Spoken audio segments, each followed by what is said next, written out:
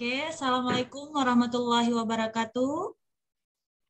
Waalaikumsalam warahmatullahi wabarakatuh. Oke, selamat pagi semuanya, ibu-ibuku yang cantik. Oke, ya masih semangat hari ini ya. Oke, hari ini saya maunya Bu Mahda sebagai yang memimpin doa hari ini. Semoga acara kita juga bisa berjalan dengan lancar. Oke, Bu Mahda, silahkan. Terima kasih Ibu kesempatannya. Bismillahirrahmanirrahim. Segala puji bagi Allah. Semoga kita bisa mengikuti pelatihan hari ini dengan baik, sempurna. Untuk memberkahi acara kita hari ini, marilah kita awali dengan doa supaya kita diberi kesehatan sampai akhir acara. Baiklah, kita awali dengan membaca surah Al-Fatihah. Bismillahirrahmanirrahim. Alhamdulillah.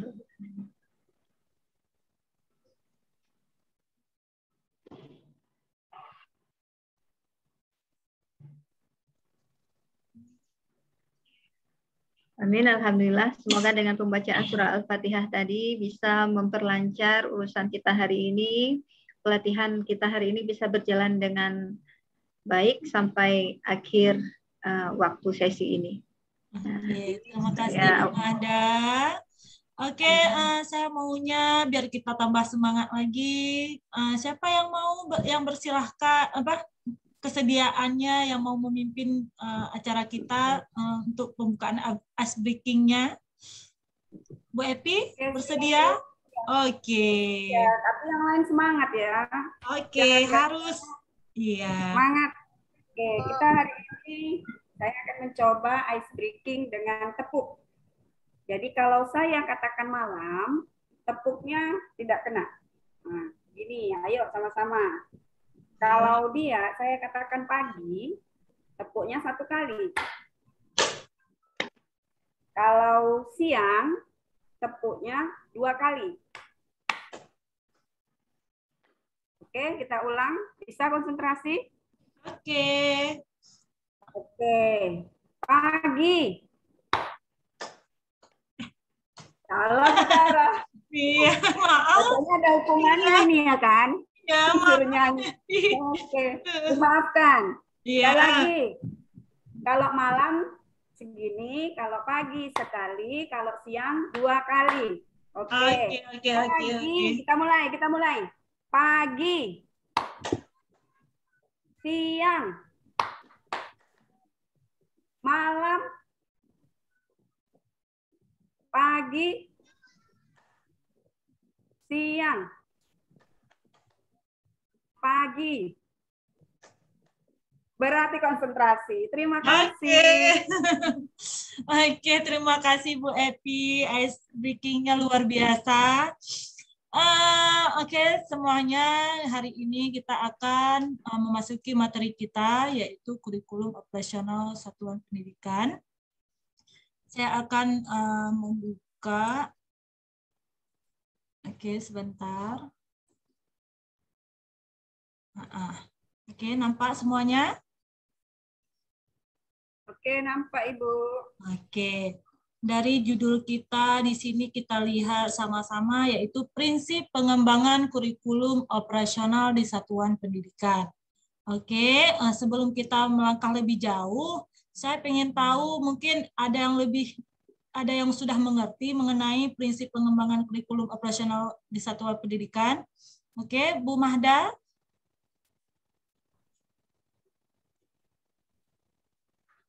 Maaf Bu Mahda, nggak kedengaran suaranya. Iya Bu, maaf. Terima kasih kesempatannya. Setahu saya Bu, prinsip pengembangan kurikulum operasional di satuan pendidikan itu berpusat pada peserta didik, yaitu di mana pengembangan kurikulum itu melihat bagaimana karakteristik peserta didik dan apa kebutuhan dari peserta didik itu. Menurut saya seperti itu Bu. Oh iya. Oke, mungkin ada yang mau menanggapi lagi, Bu Rahma?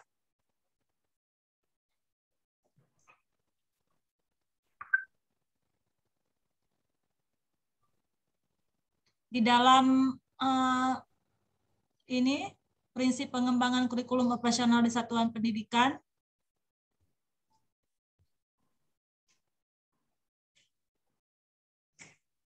Kalau enggak beralih ke Bu Epi dulu ya.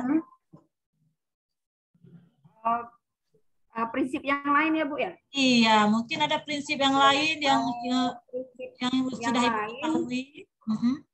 Yang menjadi prinsip untuk mengembangkan kurikulum operasional ini kontekstual, Bu. Oh iya, apa itu Bu kontekstual?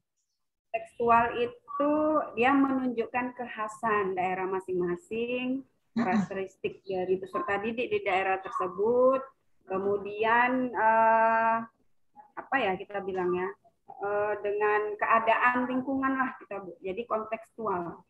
Oh iya.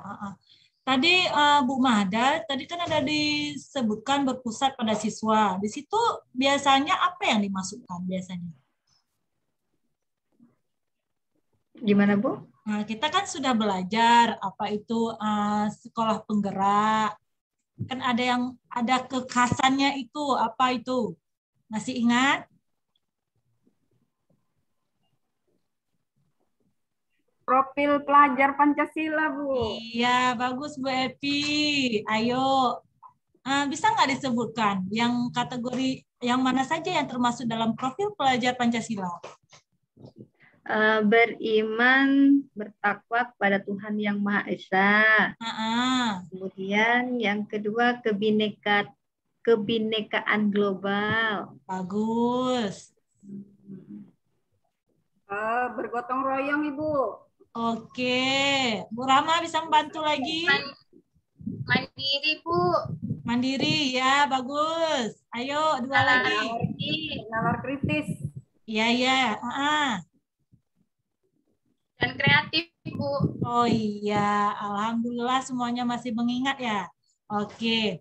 Alhamdulillah kan berarti semuanya walaupun belum mengenal lebih jauh mengenai prinsip pengembangan kurikulum, setidaknya sudah tahu sedikit, ya kan? Oke, sekarang saya akan menampilkan di sini, coba diperhatikan.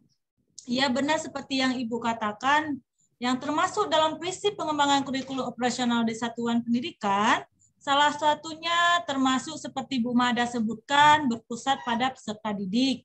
Ya kan? Kemudian juga kontekstual, kemudian esensial, kemudian accountable dan melibatkan berbagai pemangku kepentingan, ya kan? Oke. Di sini berpusat pada siswa, benar seperti Bu Mahda juga sebutkan bahwa pembelajaran harus memenuhi potensi, kemudian juga harus ada profil pelajar Pancasila. Kemudian kontekstual menunjukkan kekhasannya. Benar seperti Bu Epi katakan tadi, bahwa dengan karakteristik satuan pendidikan, konteks sosial budaya dan lingkungan, serta dunia kerja dan industri itu memang harus ada di dalam prinsip pengembangan kurikulum operasional di satuan pendidikan. Ya, yang mana yang menunjukkan kekhasannya masing-masing. Kemudian yang terakhir ada saya sebutkan pemangku, ya kan? Pemangku di situ yang mana aja? Bisa nggak disebutkan salah satunya? Kepala sekolah, Bu. Kepala sekolah. Oke, siapa lagi? Pengawas sekolah, kemudian komite, Bu. Oke, pengawas sekolah, komite. Oke, ada lagi? Coba Bu Mahda, mau ditambahkan? Oke, dibuka dulu. Mitra, Ibu. Mitra. Mitra. Menurut Bu Epi, masuk nggak mitra? Mitra termasuk itu, Bu. Biasanya SMK itu ya, Bu. Dengan dunia bisnis. Kemudian untuk memvalidasi tentang kurikulum operasional di satuan pendidikan ini kan juga ada dinas pendidikan juga.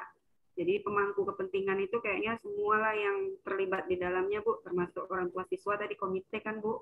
Iya. Peserta didik itu sendiri, guru, kemudian tendik. Nah, itu menurut saya, Ibu. Oke, ya.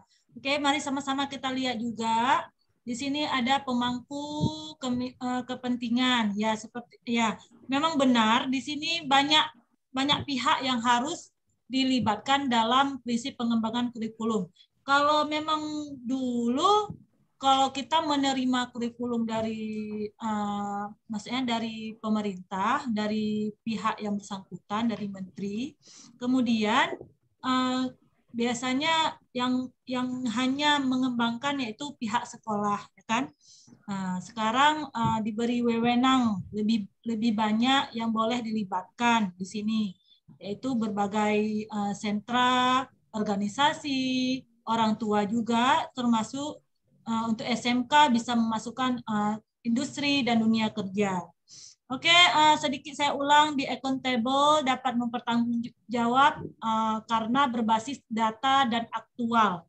Oke, satu lagi essential, semua unsur informasi penting atau utama dibutuhkan oleh para pemegang kepentingan tentang kurikulum digunakan di satuan pendidikan dapat diperoleh di dokumen tersebut. Bahasanya lugas dan mudah dipahami, tidak mengulang naskah atau kutipan yang sudah ada di naskah lain. Dokumen tidak perlu membuat kembali, misalnya lampiran Kemendikbud seperti CP, struktur, dan lain sebagainya dalam dokumen kurikulum operasional. Oke, di sini kita tadi sudah belajar mengenai profil pelajar Pancasila.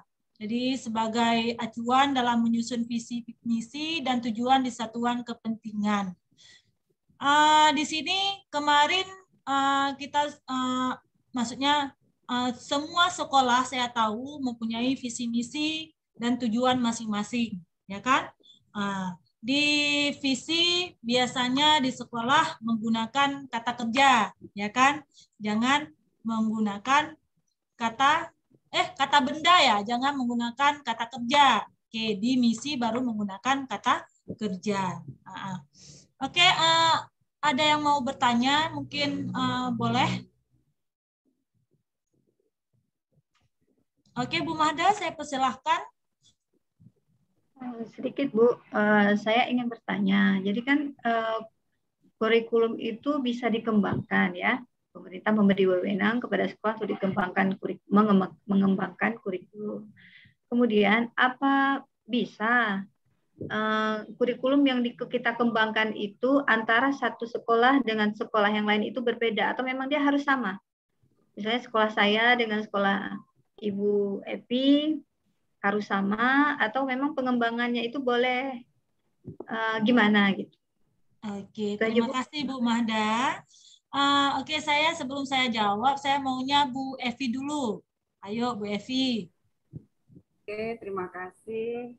Kalau menurut saya itu berbeda ya Ibu, karena kan kita memiliki karakteristik peserta didik yang berbeda, kemudian lingkungan yang berbeda, kemudian kearifan lokal juga kita berbeda. Maka menurut saya, mungkin kalau dari pemerintah seperti yang sudah disampaikan sebelumnya itu hanya capaian pembelajaran gitu ya yang sama. Nanti kita mengembangkannya sesuai dengan karakteristik sekolah masing-masing. Jadi kurikulum operasional satuan pendidikan ini saya rasa itu berbeda untuk setiap sekolah, apalagi setiap daerah gitu. Antara satu kecamatan dengan misalkan sekolah saya dengan sekolah Bu Rama yang sama-sama dari Serdang itu aja mempunyai karakteristik yang berbeda. Itu menurut saya itu. Oke, saya ingin dengar pendapatnya Bu Rahma. Oke, Bu Rahma. Baik Bu. Saya setuju Bu dengan pendapat dari Bu Evi ya. Karena kan pembuatan kurikulum itu dia kalau saya katakan itu dia fleksibel. Jadi dia harus menyesuaikan dengan bagaimana keadaan di sekolah, mulai dari karakteristik peserta didiknya, lingkungannya. Jadi ya kurikulum itu tidak harus sama antara sekolah yang satu dengan sekolah yang lain. Jadi dia boleh berbeda, Bu. Disesuaikan dengan sekolahnya masing-masing. Seperti itu Bu menurut saya. Oke, gimana Bu Mahda? Ya, terima kasih Bu atas jawabannya, dapat memberi pencerahan bagi saya. Sudah puas? Puas sekali. Iya. Oke, terima kasih untuk semuanya. Oke, ada yang mau ditanyakan kembali? Oke, saya Ibu. Oke, boleh. Dalam pembuatan kurikulum operasional satuan pendidikan ini kan pastinya ada landasan hukum ya Bu, yang harus kita cantumkan di situ supaya ini sah. Nah, menurut saya kan belum dengar juga ini apa ada gitu landasan hukum yang bisa kita cantumkan sebagai penguat untuk membuat kurikulum operasional satuan pendidikan. Oke. Untuk sekarang ya kita kan masih menunggu, belum ada memang sah udah sah diberikan kurikulum untuk kita untuk adaptasi. Cuman kita masih menunggu yaitu kurikulum dari keputusan Menteri tentang sekolah penggerak. Jadi memang belum ada sampai saat ini. Jadi mungkin masih masih dibuat ya, mungkin masih ada hal-hal yang mau direvisi ulang atau gimana. Pokoknya belum ada sesuatu yang udah sah, udah selesai belum. Jadi kita masih menunggu juga. Jadi memang yang memang hak untuk membuat kurikulum itu memang keputusan dari Menteri. Jadi kita sama-sama menunggu, Bu. Oke, Bu. Terima kasih. Oke. Mungkin ada tambahan dari yang lainnya?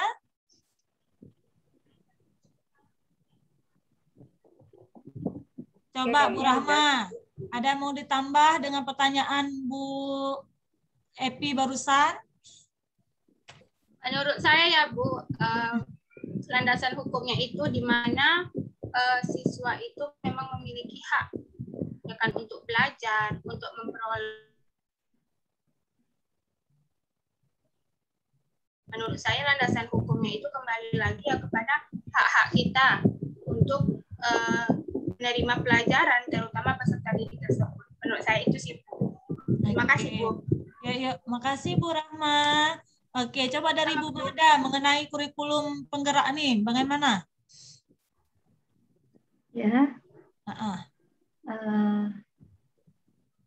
Menurut saya ya masih ada sama pemerintah Bu ya, masih finishing kadang yang belum bisa dikeluarkan untuk sementara, masih dalam proses pembuatan.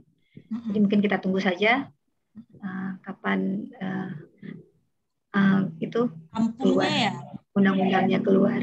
Iya, terima kasih Bu Mada, Bu Rahma, Bu Evi, ya. Oke, nanti ada tugas-tugas di LMS yang harus Ibu kerjakan. Mungkin untuk hari ini cuma ini yang bisa kita bahas ya. Mungkin ada hal-hal yang ini bisa nanti kita kompromi lagi di grup.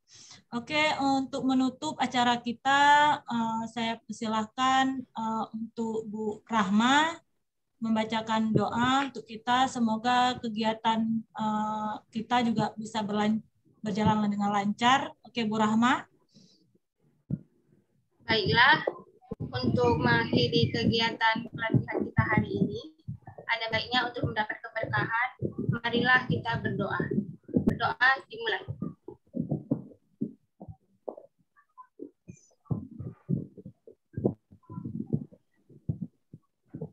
Doa selesai. Oke, terima kasih untuk semuanya. Saya akhiri. Wabillahi taufiq wal hidayah. Assalamualaikum warahmatullahi wabarakatuh. Waalaikumsalam.